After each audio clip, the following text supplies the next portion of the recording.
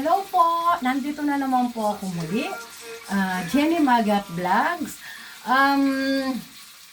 Bago po ang lahat, bago po tayo magkwentuhan, at ipapakita ko ang aking lulutuin ngayong araw na ito.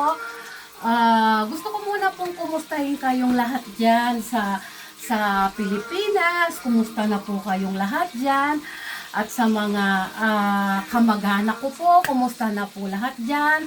Sa Candaba, Pampanga po, kumusta na po lahat dyan? Sa mga Magat family po, kumusta na po lahat? Ayun po, at lalong-lalo na po sa mga OFW po, na mga bayaning mga OFW na nagsasakripisyo para sa pamilya nila.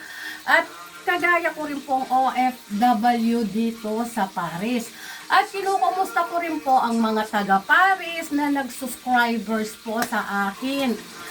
Maraming salamat po. Ang Diyos na po ang bahala na magbalik sa inyo sa pagsusubscribe po ninyo at panonood. Ay malaking tulong na po yon. At like, sabi nga, hindi man tayo tayong mga viewers, sabi nga, kasi ako rin po ay may mga sinusubaybayan din po kung mga charity vloggers kagaya po nila ka-business official, at saka yung si Tekram, at saka yung si Papa Dins po, at saka yun nga po yung kapatid po ni Kuya Tekram, yung Jolly Vlog po.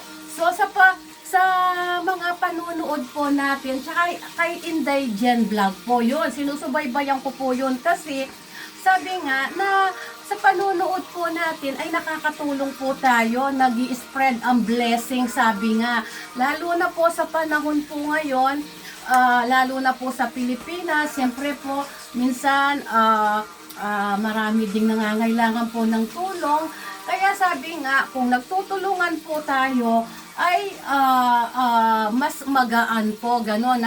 At sa totoo lang po, sa aking ano po na talaga pong inallowed ng Diyos ang mga charity vlogger para po makatulong din sa government. Kasi kung iaasa po nating lahat sa government, wala din pong mangyayari, lalo na po sa panahon ngayon.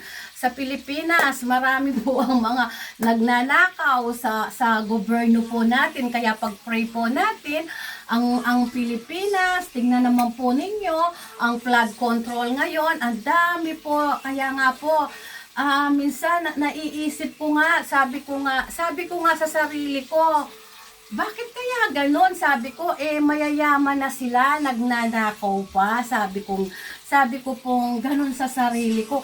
Anhin kaya nila ang pera. Samantalang ang pera o anumang kayamanan dito sa mundo, hindi mo naman madadala sa pag namatay ka, di po ba? O, kung alimbawa gagawa ka ng masama, sa impyerno po ang punta natin. Kaya tayo pong mga nasa government, magtrabaho po tayo nang may takot po sa Diyos. Kahit simple lang po ang buhay, basta po nasa maayos po tayo, at yun nga lang po na may respeto po tayo. Kumbaga sabi niya, the fear of the Lord is the beginning of wisdom. Ibig po sabihin ng the fear of the Lord, yung may takot sa Diyos, yung may respeto po tayo sa Diyos na naglalang po sa atin. Yun po, kaya ayun po, muli, ipapakita ko po sa inyo ang lulutuin ko, baka mapunta tayo sa politiko. Ayun nga po, na, ito po pala, minsan nga, sabi nila, dadagdagan ko lang po, pasensya na po. Sabi nila, minsan nababasa ko sa Facebook, sabi nila, sino ba ang gusto mo? Si Duterte o si Bongbong Marcos? Sabi ko naman, parehas ko silang gusto. Kung sino yung inappoint ng mga tao at inallow din ng Panginoon Diyos, kailangan po nating irespeto. Sabi nga, normally po nakalagay sa Bible, masama yan o mabuti. Kailangan po nating irespeto, sabi niya. Kumbaga sa God's in control naman po. Kung halimbawa, ang nahalal na president ay masama at nangungurakot siya, example ko lamang po ito. God's in control naman po, at saka hindi naman po sila magtatagal sa government. Sabi nga, kung ang mga pinagyamanan mo ay galing sa masama, ay sa masama din mapupunta yan. At sa bandang huli, sabi nga, walang sekreto na hindi nabubunyag dahil ang Diyos ay binubunyag niya po lahat yan. Kaya hindi man po natin nakikita ang Diyos, pero buhay po ang Panginoon po natin Diyos. So ngayon po, stop na muna po tayo sa politiko. Ito naman po ngayon ang sasabihin ko po na iluluto ko po. Ngayon po, magluluto po ako ng hamburger. Yung simpleng hamburger lang po. Para po sa mga mothers dyan sa Pilipinas, lalo na po malang bilihin. Huwag po laging, halimbawa, kung marami po tayo sa pamilya po natin, pwede po tayong gumawa ng hamburger. Kagaya po ng halimbawa na yung giniling po, lagyan, bili po kayo ng 1/4 na giniling. Kung halimbawa, kung ay kalahating kilong giniling, kung yung pork, kung 5 po kayo sa bahay, yung giniling po, lagyan lang ninyo ng asin at saka itlog. Huwag po ninyo lagyan ng harina. Yun, tapos ano lang po ninyo na parang steak. Kagaya po ng sandali po, ipapakita ko na po itong yung mamaya po, mamaya na lang po. Yun, gawin lang po ninyo na parang steak. Tapos, pwede na po kayong maghulma na parang pang hamburger po, ganon. And then, bumili lang po kayo ng cheese, yung nakabote. And then, tapos, yun, lagyan lang po ninyo ng mayonnaise. And then, tsaka yung tinapay na pang hamburger, kagaya po nito. And then, may hamburger na po kayo. And then, bumili na lang po kayo ng french fries. At least po, lutong bahay po yon. O ngayon po, ipapakita ko po sa inyo yung kung paano ko po niluluto yung hamburger. Sandali lang po. Anin ko lang po ang kalan.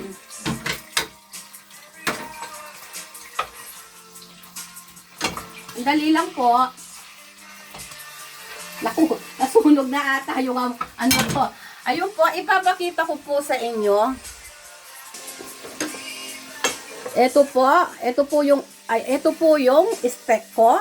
Ayun po. Giniling lang po na giniling na baboy. Tapos ihulma po ninyo, yan, ihulma po ninyo na parang, ihulma po ninyo na gawin po ninyong steak hache. Hindi ko, steak hache po kasi dito sa French kumbaga, parang steak pork, sabi nga siguro sa English. Ayun po. And then po, ito po yung ingredients ko lang po, ayan po, cheese, tapos yung mayonnaise lang po. Ganun lang po ang paggawa po ng hamburger. Tapos po, bili na lang po kayo ng french fries. Yung po, abang niluluto ko po yung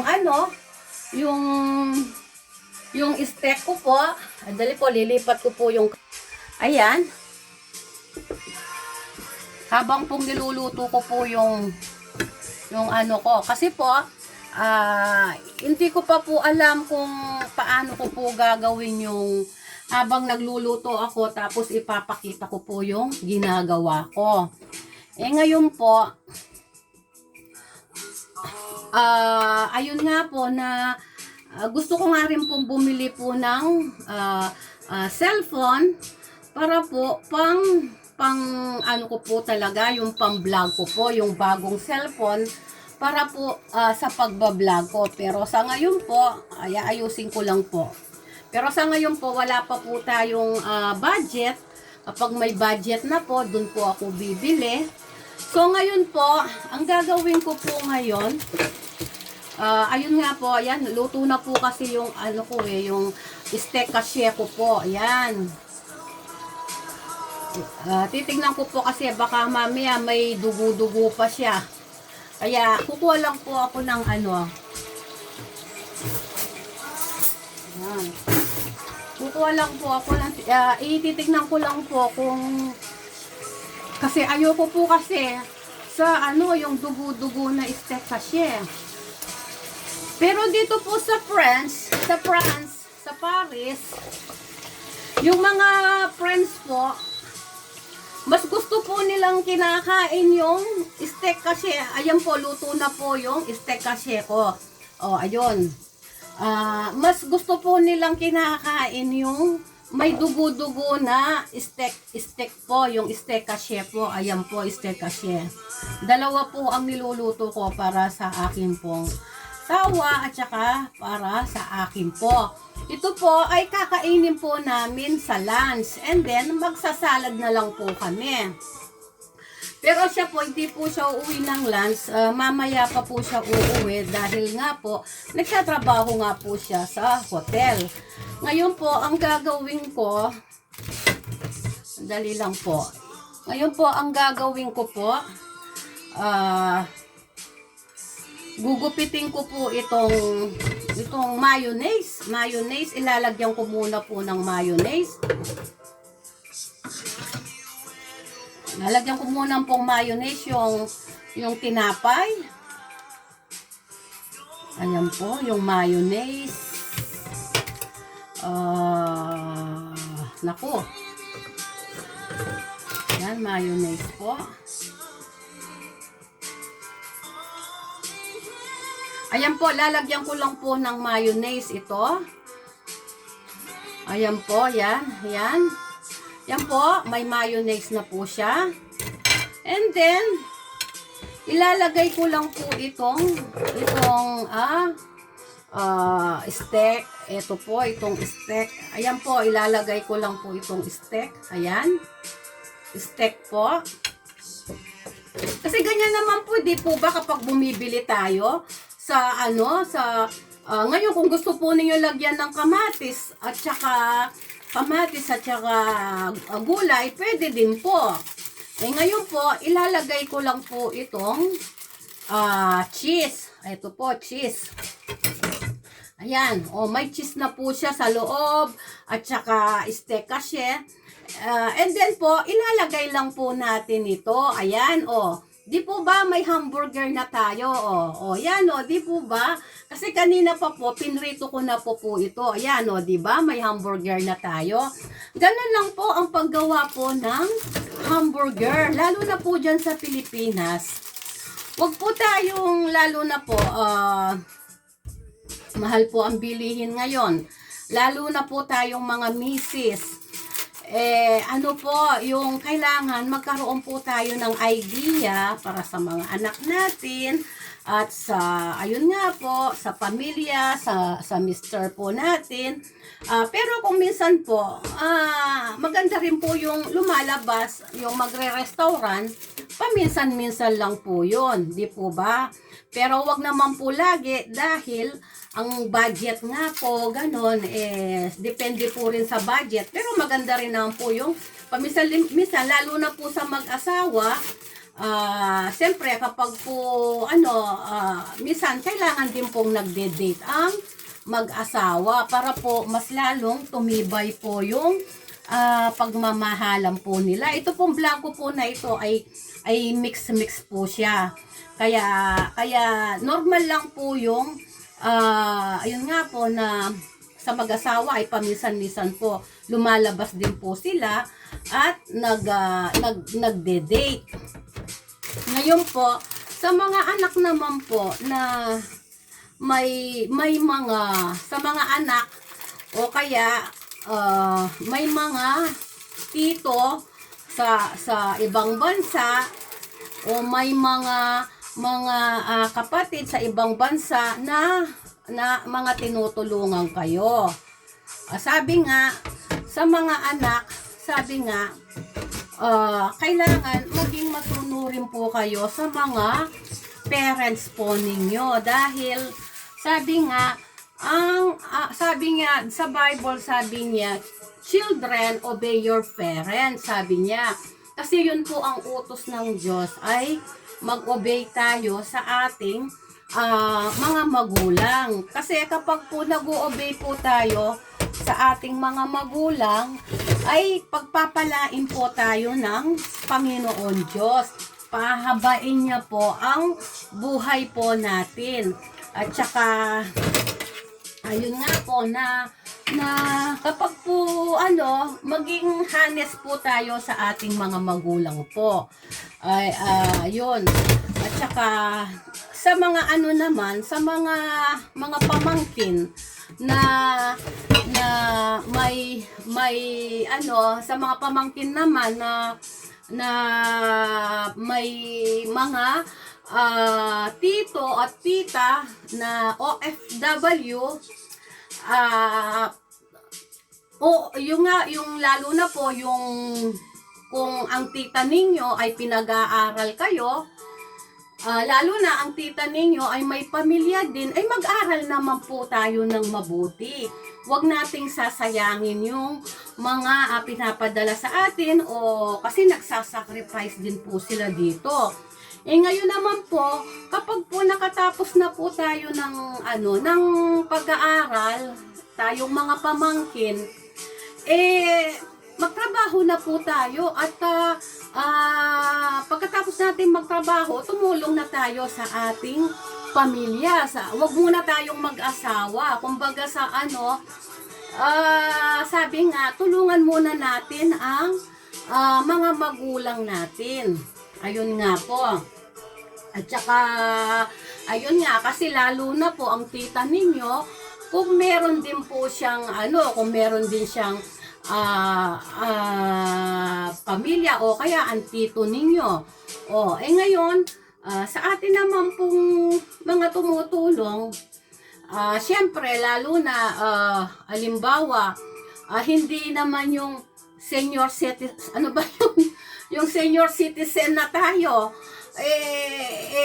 ayun nga na patuloy pa rin tayong nakasupport. Siyempre yung pagtulong po ay hindi naman po yun Kasi nga, sabi nga ng Panginoon Diyos, love one another Ang ibig po sabihin nun, kapag nangangailangan, tulungan, sabi nga.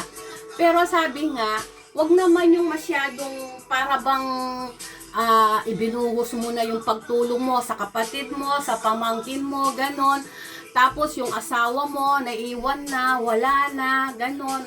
Yun po yung yun ang hindi maganda po, yung nakakasakit po ng damdamin doon sa asawa, ganun po. Pero po, ayun nga po na ang pagtulong talaga, ako nga po pag nakakatulong ako, masaya po ako kahit sa yung konting bagay. Kagaya po dati ay nung isang one week ago may na-interview po ako na Pinay. Na-interview ko po siya. Ayun nga po na sabi ko, kumusta ka na? Sabi ko, sabi ko. Tapos ayun nga dahil sa naging mahaba ang pagkukwentuhan namin. Siyempre, sabi ko, if you don't mind, sabi ko, kasi ako po, kapag may mga nakikita akong Pinay or lalo na kapag nag-smile po sila sa akin, kinakausap po sila, lalo na po, nagso-soul winning po kami sa church po namin, sa Grace Alone, dito sa Paris. Siyempre po, ang tanging hangarin po natin ay mailapit ang mga tao sa Panginoon, yung magkaroon po sila ng commitment at lalong mapalapit po sa Diyos. Kasi naman lahat po tayo, alam po natin ang Diyos, pero yung personal relationship at commitment ay wala pa po yun sa mga iba pong tao, ganon. Ngayon po, na-interview ko po siya. Sabi ko, kumusta na? Sabi ko, if you don't mind, sabi ko, dalaga ka pa ba? O may asawa? Sabi po niya. Tapos sabi niya dati, may naka-partner daw siya na may naka-partner daw siyang Pilipino. Kaso daw, kasi yung na-interview ko po, may edad na rin siya. Kumbaga sa parang siguro mga nasa 45 years old po. Ngayon po, yung asawa niya, may edad na, sabi niya po, ang asawa, hindi po pala, 55 years old po pala yun. Kasi sinabi niya sa akin ng 55 years old po ata yung babae, kung sa ano ko lang po. Pero yung asawa daw po niya, yung naka-partner daw po niya is nasa 70 years old na po. Sabi ko, sayang naman, ba't kayo naghiwalay? Short, naghiwalay daw po sila. Kasi naman, sabi niya, itong naging asawa kong Pilipino, sabi niya, wala na siyang ginawa kundi sustentuhan yung mga pamangkin niya at kapatid niya at ayun nga, hipag, sabi niya na gano'n, na ano daw. So, doon sa pagsasama daw nila na maraming taon, halos 20 years na raw, wala daw plano daw yung lalaki. Nakikita daw niya na walang planong magpagawang bahay, walang ganon lang sila, wala daw sinasabi. Pero sa totoo lang po, kapag ganon ng lalaki, wala siyang plano sa inyo, para sa inyo, ang plano lang niya ay para doon sa mga tinutulungan niya, sa pamilya niya. Napaka-unfair po ata yun, di po ba? Ngayon, anong ginawa mo? Sabi ko po sa kanya.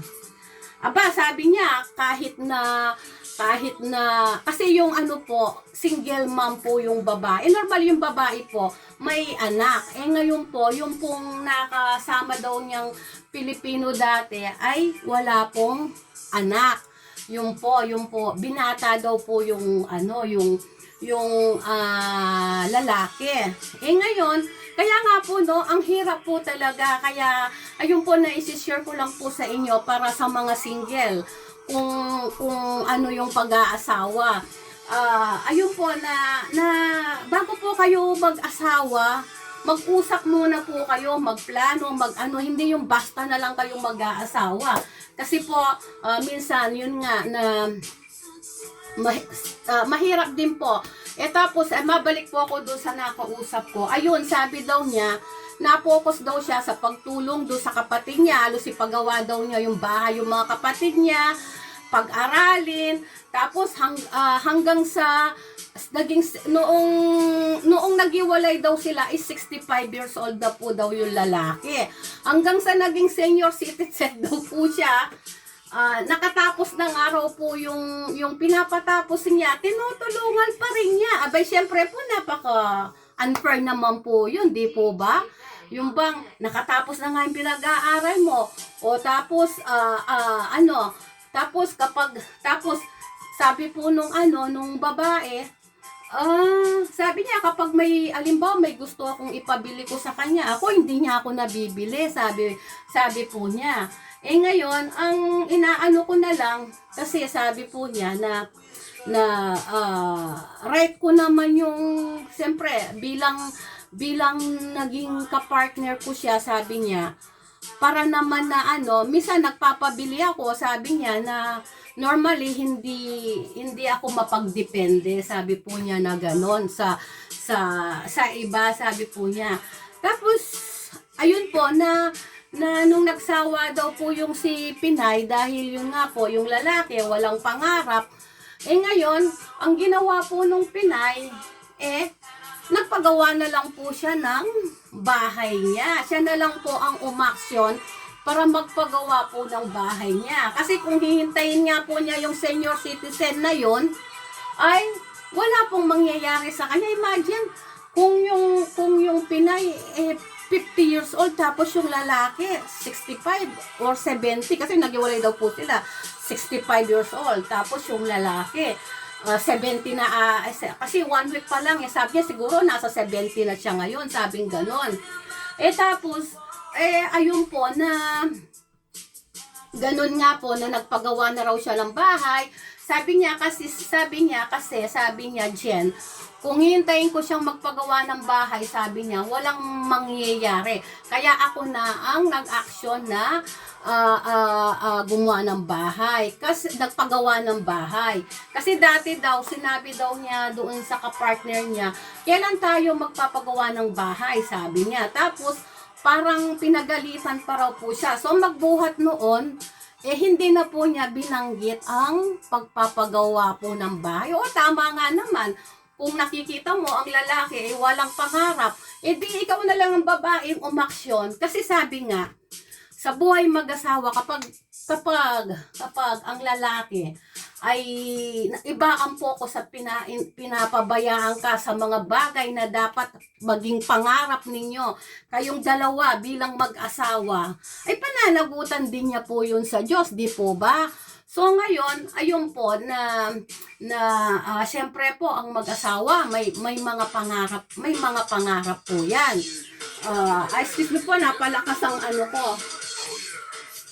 May mga pangarap din po kasi ang mag-asawa, kaya dapat po kahit tumutulong po tayong mga OFW, huwag po nating kalimutan ng pangarap po natin para sa ating asawa, kasi lagi ko po sinasabi, hindi po masama ang tumulong. Hindi po kasi po yun po ang gusto po natin sa atin ng Panginoon. Pero wag po natin kalimutan na may tayo, may pangarap tayo. Hindi porke wala pa tayong anak, o kaya wala kayong anak do sa misis ninyo, parang iniisip ninyo o kaya wala kayong anak doon sa kapartner ninyo, parang iniisip ninyo na ay anin ko naman yung bahay, ba't pa kayo magpapagawa? Hindi po ganon. Kasi darating din po ang panahon na magpo-for good kayo, kailangan ninyo ng bahay. O sabi ko naman doon sa kaibigan ko, doon sa nakila, hindi pala siya kaibigan kasi naano ko lang. O siguro naman, sabi ko, kaya ayaw niyang magpagawa ng bahay, baka pagtanda niya, gusto niyang magpaampun doon sa pamangkin niya at sa kapatid niya, kaya ganun. Oo nga, sabi niya, kaya nga nilayasan ko na siya, sabi niya. Kaya daw nilayasan na siya kasi ayaw daw niya, kasi medyo bata-bata pa yun si sister. Kaya nilayasan ko na siya, sabi niya, mas magandang mag-isa na lang ako kaysa naman sa mag-stay ako sa lalaking walang pangarap sa buhay. Sabi niya, ay ganun ba yun? Sabi ko, sana pinagtiyagaan mo na lang. Ay hindi pwede yung ganun, sabi niya. Ano yung ganun, sabi niya, yung bang, ayun nga, na hindi naman daw niya pinakikialaman yung sweldo ng kapartner niya dati kasi po hindi pa po daw sila kinasal. Dapat sana magpapakasal daw po sila, kaso hindi na natinuloy nung babae. Sabi niya, hindi ko na tinuloy, baka mamaya magkaroon pa siya ng sa properties ko, sabi nung babae. Magkaroon pa siya ng, ayun nga, dahil kapag nagkasal daw sila, sabi nung babae. Kaya ayun, in short story, nakakalungkot, naghiwalay po sila. Kaya tayong mga OFW, lagi po nating tandaan, hindi po masama ang tumulong. Yung po bang, basta, kung may asawa po tayo, huwag po natin kalimutan na ibigay din po ang nararapat para sa asawa po natin. Halimbawa, ang lalaki po ay OFW siya, o kaya kasama po niya yung asawa niya na nasa abroad din. Magplano rin po kayo para sa future po ninyo. Hindi po yung hanggang sa tumanda kayo, puro sustento na lang po sa mga kapatid, pamangkin, pati sa hipag pa. O, di bali sana kung talagang anak po ninyo yan, di po ba? Minsan nga kahit anak ninyo, kahit anak po natin, di ba? Minsan hindi rin natin inaano yun, yung bang kapag pinag-aral na natin, nakatapos na sila, ayaw na nating, tayong mga magulang, ayaw na nating magdepende sila sa atin. Kasi nga, at gusto natin magtrabaho sila, kasi nga, hindi naman habang panahon ay OFW tayo, tayong mga parents. O, kagaya po sa aking pong mga anak, o, sa Pilipinas, may mga kanya-kanya na po silang trabaho. So, ang sinusustentuhan ko na lang po, yung pinakapanganay ko na, ayun nga po, kagaya po dati yung sinasabi ko sa vlog, ano po siya, pipi po siya, hindi po siya nakakapagtrabaho talaga na ano, kaya siya na lang po yung sinusuportahan ko. Normally po, uulitin ko po, nung pinanganak po yung panganay ko na yun, is normal po siya, kaso po dahil nagkaroon po siya ng meningitis, sa kaka-injection po sa kanya, naapektuhan po yung pananalita niya. Napakagwapo pa naman. Panganay ko po yun. Pero salamat po sa Diyos, ngayon po okay naman po siya. Hindi, yun nga po, kagaya po ng sinabi ko dati sa vlog ko, hindi na po siya nag-asawa. Nasa bahay lang po siya, minsan nag-i-sport, ganon.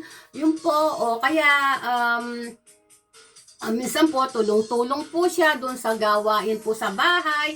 Masipag po siya sa bahay at maselan po kagaya ko.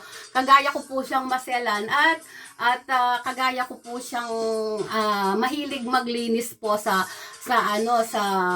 bahay. Yun po. Kaya ayun po, kayo namang mga single ladies na kapag mag-aasawa kayo, bago kayo mag-asawa, pag-usapan ninyo kung ano yung mga dapat o hindi para hindi ka, alimbawa ikaw na babae, kasi minsan tayong mga babae, di ba, na nagdi-desire tayo na siyempre tayo mga babae, lagi ang gusto natin is priority tayo, di po ba? Yung nagdi-desire tayo na, kasi ang sabi nga na ang lalaki talaga ay sagot niya talaga ang babae. Normally, sa ano natin, sa tradisyon natin sa Pilipinas, ang lalaki talaga ang magpapagawa ng bahay para sa babae, para sa magiging anak po nila. Yun po ang tradisyon natin sa Pilipinas. And then, bibigyan po siya ng pera, ganon. Pero sa ngayon po, sa panahon po ngayon, depende. Kung halimbawa po, parehas po kayong may trabaho, siyempre, pagtutulungan po ninyo. Kaso po, ang problema nga po, kagaya po ng inistorya ko sa inyo, kung ang lalaki, wala po siyang pangarap sa buhay, wala siyang planong magpagawa ng bahay, yun lamang po ang bad doon. Yung kapag nakatagpo ka po ng lalaking ganun na iba po yung priority niya sa buhay, ang priority niya yung pamilya niya po, imbes na po yung kapartner niya po sa buhay. Minsan kapag po ganun ng lalaki, lalo na po kung OFW ka, ito lang po, sa OFW po, sa mga magpa-partner po na mga OFW, kung ang asawa po ninyo ay kasama ninyo, siyempre po, kung ang asawa po ninyo ay kasama ninyo sa abroad, mag-asawa kayo, pares kayong nasa abroad. Sabi nga, kahit anong mangyari, sabi nga, ang asawa mo pa rin, halimbawa, ikaw na lalaki, kahit anong mangyari, ang asawa mo pa rin ang mag-aaruga sa'yo kapag tumanda ka. Kasi, sabi nga, ano naman ang maitutulong sa'yo ng nasa Pilipinas kapag halimbawa may nangyari, di po ba? Tapos, kung halimbawa OFW ka na lalaki, tapos binubuhos mo lahat ang pera mo doon sa pagtulong mo doon. Syempre, hindi po, napaka-unfair po yun. Sabi nga, kahit anong mangyari, asawa mo pa rin ang mag-aaruga sa'yo at tutulong. Kaya nga po, alam po ninyo sa totoo lang, blessed po yung mga lalaking, halimbawa, blessed po yung mga lalaking kapag nakapag-asawa ng masipag at maabilidad na may pangarap in the future. Yun, blessed po yung mga lalaking ganun na nag-iisip ng, halimbawa, sinasabi niya na, magpagawa tayo ng bahay. Yung iniisip niya po in the future. Ngayon po, sa mga sa mga babae naman po na nakatagpo ng lalaki na gano'n na parang walang pangarap na magpagawa ng bahay, mabuti sana kung may biyenan kayong yung may kagaya ko. Sa akin lang po, to God be the glory, kahit hindi na magpagawa ng bahay yung anak ko, dahil nagpagawa na po ako ng bahay, doon kami, doon na po titira yung manugang ko at saka anak ko. Pero nasa kanila po yun kung gusto nilang magpagawa ng bahay. Pero para sa akin, sabi ko nga, hindi na kailangan kasi malaki naman po yung pinagawa kong bahay.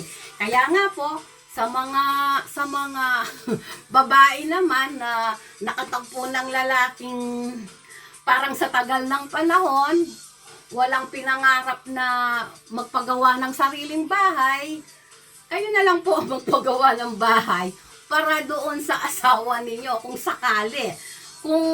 Kung yun lang naman po ang problema at sa ibang bagay ay nagkakasundo naman po kayo, kayo na lang po ang umaksyon, ganun na lang. Kasi nga, kung hihintayin ninyo at saka pag-aawayan lang niyon, wala pong mangyayari sa relationship.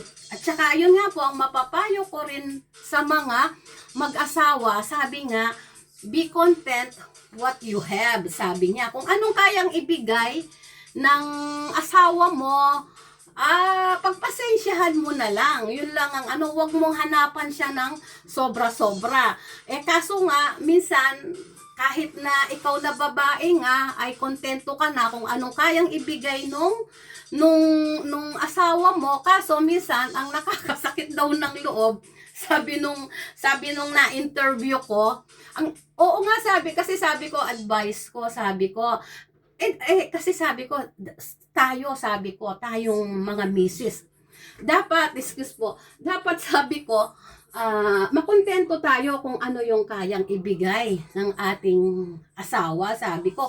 Oo nga, andun na ako sis, sabi niya. Sabi na muli sis na tawag niya sa akin, dahil umupo kami dun sa park Oo nga, sabi niya, kontento na nga ako do sa kayang ibigay, sabi niya. Kaso ang nakakasakit, sabi niya, marami siyang sinisikreto sa akin, sabi niya, mga pagpapadala niya ng pera, at saka yung pagtulong niya doon sa kanila.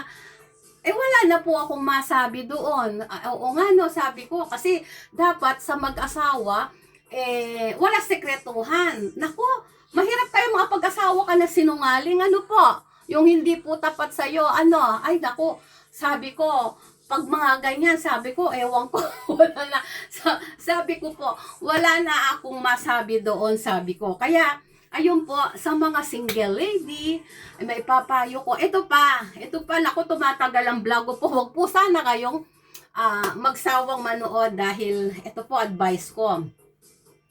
Ang sabi po nila, yung mga ibang Pinay dito, mas magandang mag-asawa na lang ako ng foreigner, sabi niya, at least solo ko. Minsan, okay din po yung mag-asawa ng foreigner kasi ang mga foreigner po naman kasi, hindi natin sila kagaya na tumutulong sa mga pamilya. Pero hindi na po lahat ng foreigner ay hindi tumutulong sa mga pamilya. May mga foreigner din po tumutulong sa kanilang mga pamilya. Ayun po, kasi kagaya din naman po natin silang tao yan It means po kasi, ang mga foreigner po kasi, ang mentalidad nila, kagaya po sa friends dito sa Paris, nagtutulungan din po silang magkakapatid. Pero ang priority po nila talaga ay yung pamilya po nila. Yun po ang ano. Hindi po kagaya tayo na talagang buhos-buhos po tayo. Kahit na minsan may napapabayaan po tayo, ganon. Kaya nga, ayun nga, ang may nabasa ako sa Facebook, ano kaya ang maganda, mag-asawa ng Pilipino o foreigner kung nasa ibang bansa ka raw? Sabi ko naman sa isip ko, pero hindi ko po sinagot yung comment na yun. Sa totoo lang, maganda rin ang mag-asawa ng foreigner kasi kung gusto mo nga siyang masolo, kasi ang mga foreigner, talagang ang first priority nila, ang pamilya nila. Pero tumutulong din po sila kung kinakailangan din po. Kasi sa tagal ko na po dito, na ano ko na po yung mga ugali ng mga friends. Naku, sa 25 years ko na dito, na ano ko na po sila. Kaya wag po natin isnabin ng mga foreigner, ang mga friends. Kumbaga kapag ang mga pamilya po nila ay albawa sa friends, may pinapahiram din po nila ang pera nila sa mga kapatid nila kapag naghihiram po sila. Pero ang kapatid, ibabalik na din naman po. Kasi may amo po akong ganyan na, kasi may amo po ako na American, ang asawa po niya ay friends, ay para lang po kaming magkapatid na talagang blessed po ako sa kanya kasi ang turing niya po sa akin ay pamilya. Habang nag-ironing po ako, nagkukwentuhan po kami sa buhay-buhay may asawa, buhay pamilya. Ngayon po, ayun nga po na yun nga, maganda rin ang mag-asawa po ng foreigner, mabalik po tayo sa foreigner.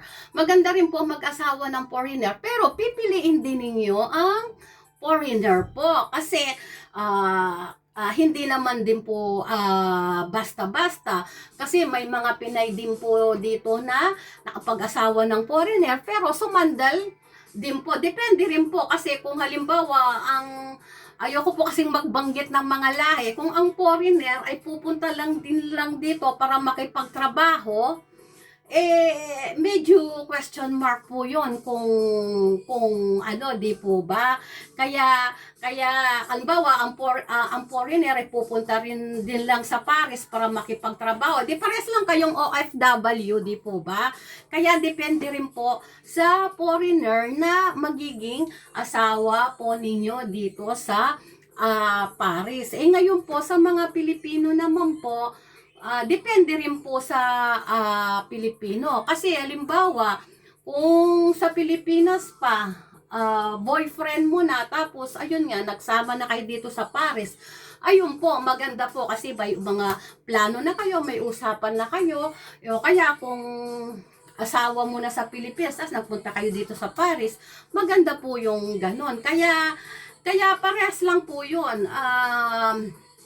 Kasi naman po, kung foreigner, hindi rin kayo magkaparehas ng ano, lalo na sa pagkain. But anyway, depende rin po. Para sa akin po, ito lang masasabi ko, mag-asawa ng foreigner o Pilipino, parehas lang po. Parehas lang. Ang pagkakaibang lang po kasi sa foreigner, ang foreigner po ay talagang ipapriority ka po niya. Yung bang talagang lalo na po kapag nagkasundo po kayo, kagaya po ng mga ibang Pinay na kapag asawa po sila sabi po nila, ito pa sabi raw po nila, ang Pranse daw ay hindi raw sila nagbibigay ng pera o hindi, mali po yon. Kasi po halos po yung mga naging kaibigan ko po noon ay friends po sila.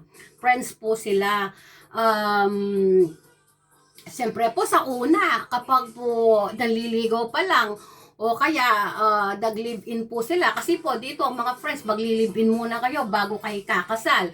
Siyempre, alangan naman na ipagkakatiwala kagad yung pera po nila, di po ba?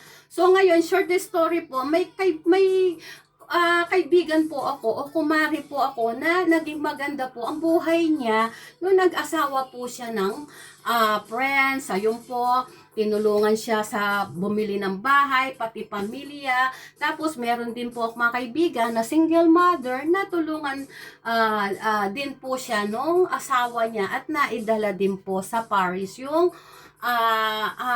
pamilya po niya. At saka ang mga friends naman po, kapag naging tapat po kayo, kasi ang mga foreigner po, gusto po nila yung ano po, yung pagsisilbihan mo po sila, yung ano, hindi na po yung pagsisilbihan na parang hari, gano'n, hindi po yung, ibig sabihin po, yung nasa tama, kasi may mga foreigner din naman po kasi marunong magluto, naglilinis din ng bahay, kagaya po nung asawa po ng kaibigan ko, minsan po naghahati daw po sila sa paglilinis po ng bahay. Tapos, yung ano daw po, yung friends daw po ang nagbabayad ng bill nila, yung bahay, kuryente, tapos pati sa mga food. Pero po, syempre, yung kaibigan ko, namimili din po siya ng food. Kumbaga, in short the story, sa kanya lang po yung sweldo niya, yon. Dahil single mother po siya, sabi niya, huwag ka nang masyadong gumastos, sabi po niya, ikip mo na lang yung pera mo at yung dalawa mo na lang anak ang tulungan mo tsaka yung parents mo, sabi po nung foreigner. Kaya ngayon hindi ko po alam kung hindi ko po talaga masasagot kung ano po ang maganda, kung mag-asawa ng Pilipino o foreigner ang mga single. Kaya nga po, depende sa magiging asawa nyo na foreigner, depende rin po sa magiging asawa ninyo na Pilipino. Kasi tayo po ay lahat ay nilalang po ng Panginoon Diyos. Pero po siyempre, pagdating sa salvation, siyempre, hindi at sa mga anak ng Diyos, anak, sabi nga na hindi lahat ng nilalang ng Diyos ay anak po ng Diyos. Depende po 'yon. Kaya ayun po, marami pa po sana akong ikikwento about sa pag-aasawa at ano, kaya at saka ang nakakatawa po kasi may nagtanong din sa akin. Kasi ayun nga po, may dalaga po akong ano. Sabi po niya, ano kaya, sabi niya, sister, mag-asawa na lang ako ng foreigner, sabi niya. Kasi ganyan, sabi niya. Aba, sabi ko, nasa iyon, sabi niya, maganda bang mag-asawa ng foreigner, sabi niya. Sabi ko, hindi ko alam, sabi ko ganun. Ayokong ano, sabi ko. Pero mas maganda kung mag-aasawa ka, sabi ko, friends or American, sabi ko, or British. Sabi ko pong ganun. Yun lang po ang nabanggit ko po sa kanya. Kaya tayo pong mga single lady, bago po tayo mag-asawa, kailangan mag-pray muna po tayo, o kaya tumanggap ng manliligaw, mag-pray muna po tayo. At saka, ayun po, lagi po, lahat po ng mga desisyon po natin, bago po tayo mag-desisyon, para hindi po tayo magkamali, ibigay po natin lahat yan sa Panginoon, lalo na po sa mga single, kung may mga lumiligaw, para po hindi po tayo magkamali. Yun po. Kaya, ayun po, napahaba na po itong aking vlog. Sa susunod po, bukas po, magbablog po ulit ako. May pupunta po kami sa ibang lugar. At meron po akong Pilipina na i-interviewin po. So, see you tomorrow. At maraming pong salamat. Sana po, hindi po kayo magsawang manood sa akin pong Jenny Magat Vlogs. Kaya sa mga viewers ko po, subscriber, maraming salamat po. Malaking tulong po ang panunood niyo po sa akin. Sana po tapusin niyo po ang aking vlog. Ngayon naman po, kung busy po kayo, pwede naman po niyong buksan at pakinggan na lang po ninyo ako kahit hindi niyo na po panoorin, para po makarami po tayo ng views at ma-monetize po ang ating pong Jenny Magat Vlogs, at para po makatulong po tayo at makapag-charity po tayo lalo sa pamamagitan po kapag po sa tulong po ng Panginoon, kapag po naging successful po tayo. O sige po, marami pong salamat muli. Ito po ang Jenny Magat Vlogs. God bless po sa ating pong lahat. Bye-bye po.